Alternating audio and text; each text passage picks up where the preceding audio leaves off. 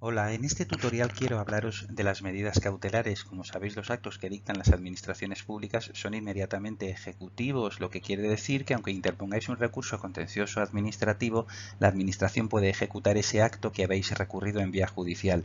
Por eso tenéis que pedir como medida cautelar la suspensión de la ejecución del acto administrativo. La justicia cautelar forma parte del derecho a la tutela judicial efectiva. La regulación de las medidas cautelares se halla contenida en los artículos 129 y siguientes de la Ley de la Jurisdicción Contencioso-Administrativa. Imaginaos que habéis ejecutado una obra en vuestra vivienda, habéis cubierto un balcón, una ventana, y la Administración considera que se trata de un acto contrario a la legalidad urbanística e inicia un expediente de restauración de la legalidad urbanística que finaliza con la obligación de demoler esa obra ejecutada. Pues bien, con la medida cautelar lo que pedís es que se suspenda esa orden de demolición hasta que se dicte sentencia definitiva. O, por ejemplo, cuando a un extranjero se le impone la obligación de abandonar el territorio español con prohibición de entrar en España. En este caso, la medida cautelar lo que persigue es evitar esa orden de expulsión hasta que se dicte la sentencia definitiva. El artículo 129 de la Ley de la Jurisdicción Contencioso-Administrativa nos dice que los interesados podrán solicitar en cualquier estado del proceso la adopción de cuantas medidas aseguren la efectividad de la sentencia. El artículo 131 nos dice que previa valoración circunstanciada de todos los intereses en conflicto, la medida cautelar podrá acordarse únicamente cuando la ejecución del acto o la aplicación de la disposición pudieran hacer perder su finalidad legítima al recurso. Hablamos aquí de la doctrina de la pérdida de la finalidad legítima del recurso. El artículo 130.2 señala que la medida cautelar podrá denegarse cuando de la medida cautelar, pudiera seguirse perturbación grave de los intereses generales o de tercero que el juez o el tribunal ponderará en forma circunstanciada. Lo determinante, por tanto, para adoptar o no una medida cautelar es la ponderación de los intereses en conflicto. De una parte, el interés del demandante, de otra, el de la administración y también los intereses de terceros. Debemos atender a la intensidad del perjuicio que se pueda causar a la administración o a terceros. El incidente cautelar se sustancia en pieza separada. El letrado de la Administración de Justicia, una vez se tramita la misma, tiene que dar audiencia a la parte contraria por un plazo que no excederá de 10 días. A su vez, las medidas cautelares estarán en vigor hasta que recaiga sentencia que ponga fin al procedimiento.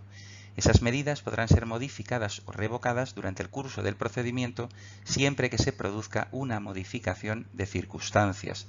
Asimismo, cuando de la medida cautelar pudiesen derivarse perjuicios de cualquier naturaleza, se pueden adoptar medidas adecuadas para la evitación de esos perjuicios. También se puede exigir la presentación de caución o garantía suficiente para responder de esos perjuicios. La caución obviamente puede constituirse en cualquiera de las formas admitidas en derecho. A la hora de adoptar medidas cautelares en el ámbito civil se observan dos presupuestos, el fumus boni iuris o apariencia de buen derecho y el periculum in mora o peligro de mora procesal. Pues bien, este segundo presupuesto, el de peligro de mora procesal, es el determinante para la adopción de medidas cautelares en el ámbito de la jurisdicción contencioso-administrativa. Esto está íntimamente ligado con la doctrina de la pérdida de la finalidad legítima del recurso. En realidad, lo que se persigue con la adopción de una medida cautelar es garantizar la eficacia de un posible fallo favorable al interesado. Atendemos, por tanto, a la existencia de perjuicios de difícil o imposible reparación. Quien pide una medida cautelar debe acreditar que se dan esos perjuicios de difícil o imposible reparación. Por tanto, este presupuesto del peligro de mora procesal, es decir, la pérdida de la finalidad legítima del recurso, constituye un requisito esencial troncal a la hora de adoptar una medida cautelar. Se quiere preservar la utilidad de la futura sentencia que se dicte ante la posibilidad de que el transcurso del tiempo la pueda poner en riesgo. Con relación al requisito presupuesto del fumus boni iuris o apariencia de buen derecho, raramente se adopta una medida cautelar en base a este presupuesto o criterio.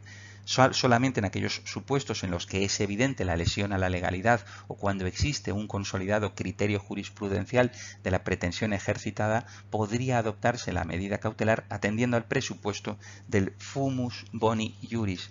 Por último, debemos plantearnos qué pasa con las medidas cautelares de contenido económico, por ejemplo, cuando nos imponen una sanción o nos hacen pagar un impuesto. En estos casos, la regla general es la denegación de la medida por considerar que no se genera un perjuicio de difícil o imposible reparación, ya que una eventual estimación de la sentencia daría lugar a la restitución de lo abonado con los intereses correspondientes. Obviamente esa es la regla general, pero debemos atender a cada caso concreto. Por ejemplo, si tenemos una empresa y se nos ha impuesto una multa muy cuantiosa, de modo que la ejecución de la multa podría dar lugar al cierre de la empresa y al despido de los trabajadores, estas circunstancias tendrían que ser alegadas y acreditadas a efectos de poder ser valoradas para determinar si efectivamente procede o no la adopción de la medida cautelar, con independencia de que se trate de una medida cautelar de contenido económico.